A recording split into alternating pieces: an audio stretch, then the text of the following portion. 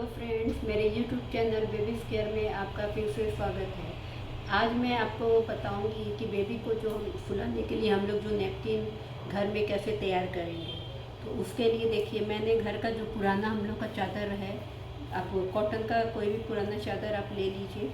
अगर चादर बड़ी है तो आप उसे इस तरह से, क्या होगा, आपका 2 पार्ट इधर और 2 पार्ट इधर आपका निकल जाएगा। या फिर आप इसको अगर डबल करके करना चाहते हो तो आपको 2 नैपकिन आराम से, इतना चौड़ा चौड़ा आपको 2 नैपकिन बन जाएगा। तो चलिए मैं पहले इसे इसको बीच से काट लेती हूँ।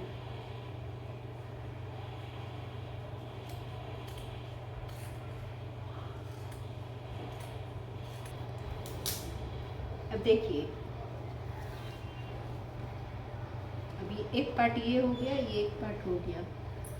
इस तरह से अगर अब इसमें देखिए, इसमें भी डबल है। अब इसको भी हम बीच से काट लेंगे। तो ये हमारा स्क्वायर शेप का एक नैपकिन तैयार हो जाएगा। इसको भी मैं बीच से काट लूँगी।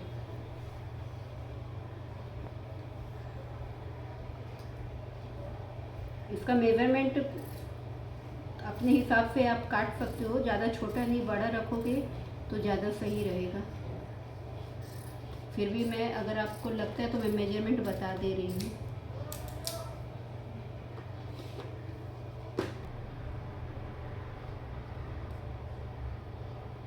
मेरे नैपकिन का साइज़ 23 इंच है। आप चाहें तो 25 तक भी कर सकते हैं। जितना बड़ा रखोगे बेबी को फुलाने में, और फिर जब आप तेल लगाओगे, उसकी मालिश करोगे, उस समय भी आपको यूज कर सकते हैं। तो मेरा ये नैपकिन 23 इंच का है। आप चाहो तो इसी हिसाब से अपना भी तैयार कर सकते हो। स्क्वायर में अगर हमको करना है तो दोनों ही साइड सेम होनी चाहिए। देखिए, यहाँ भी मेरा 23 इंच हो रहा है और वहाँ भी 23 इंच हो रहा है, यानी स्क्वायर में मेरा ये एक मैंने पार्ट ले लिया है। ये देखिए दूसरा पार्ट है। इस तरह से आप 3-4 पार्ट, एक चादर में चाहेंगे तो आपका 4 पार्ट, 4 नैपकिन बन जाएगा। अब ये, इसको मैं चारों ओर से सिलाई कर दूंगी।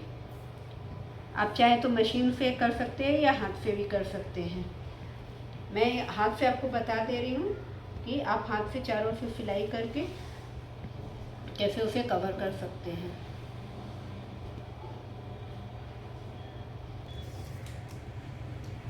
देखिए, मेरा एक पार्ट 23 इंचेस का है, और आप सेंटीमीटर से अगर आप मेजरमेंट करोगे तो आप सेंटीमीटर से भी मेजरमेंट में बता दे रही हूँ।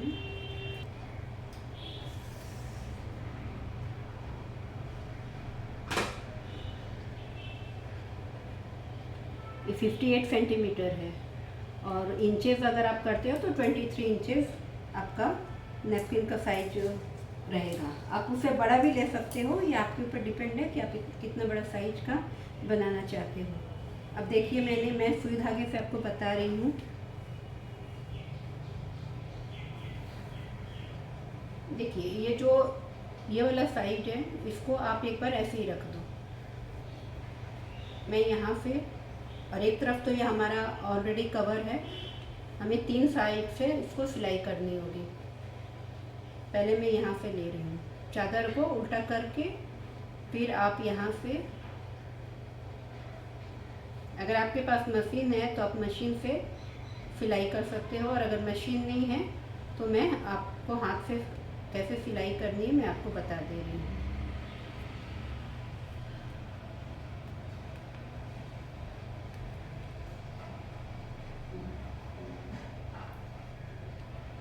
अब इस तरह से सुई को छोटा छोटा करके, क्योंकि जितना छोटा आप सिलाई करोगे उतनी मजबूती कपड़े में रहेगी, सिलाई उतना ही मजबूत रहेगा। बड़ा बड़ा आप अगर करते हो तो वो सिलाई जल्दी खुल जाती है।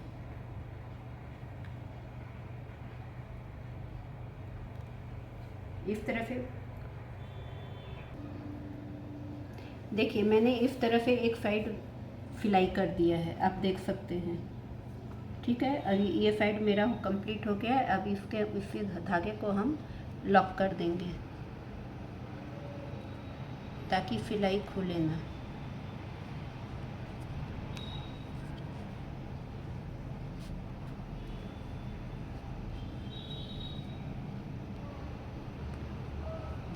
से धागा को लेकर, सुई को लेकर इसके अंदर हम लोग निकाल के ऐसे लॉक कर दिया जाता है।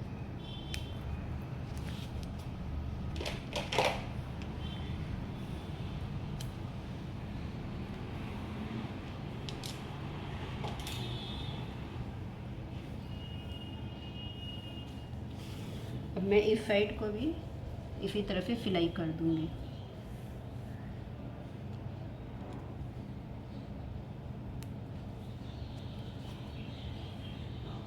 देखिए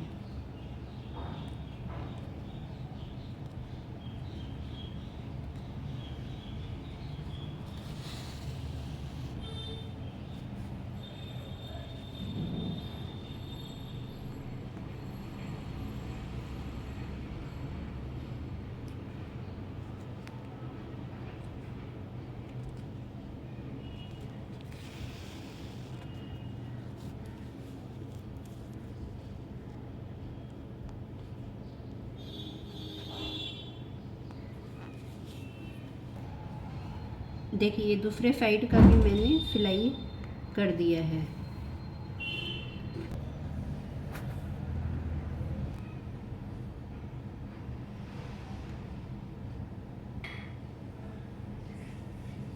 देखिए ये पार्ट भी मेरा सिलाई हो गया। अब इसको भी हम लॉक कर देंगे।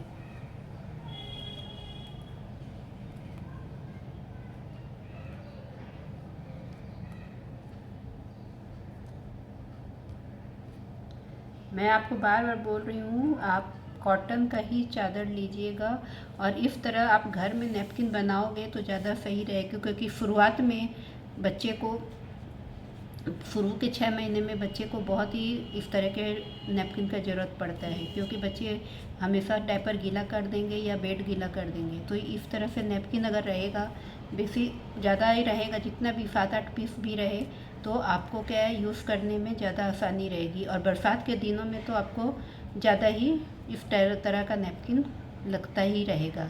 इसीलिए आप घर में बनाने से आपको ज़्यादा ही कम, आपके लिए इकोनॉमिक भी पड़ेगा और आपको धोने और सुखाने में भी, पतला जितना रहेगा उतना ही आपको धोने और सुखाने में भी आराम रहेगा। देखिए मैंने इसको भी लॉक कर दिया।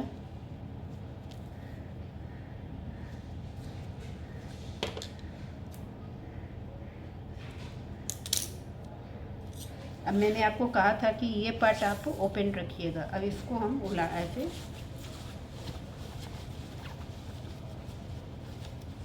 टर्न कर लेंगे इसे। वो मैंने उल्टे साइड से सिलाई किया था। अब हम लोग चादर को सीधी तरफ कर लेंगे। इस तरह से देखिए एक आपका नैपकिन तैयार हो गया। अब मैं इसको भी सिलाई कर दूंगी, इस पार्ट को भी सिलाई कर दूंगी।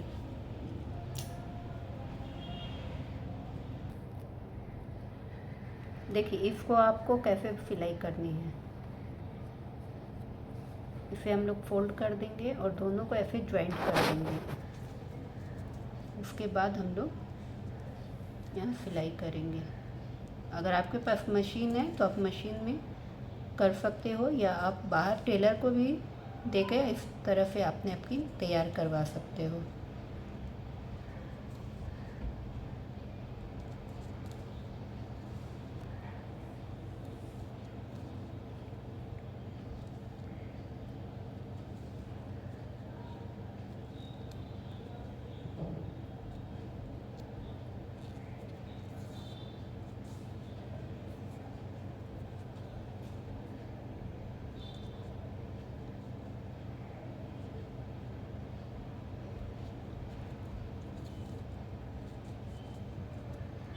देखिए इस तरह से हम लोग इसको ज्वाइन करके सिलाई कर देंगे।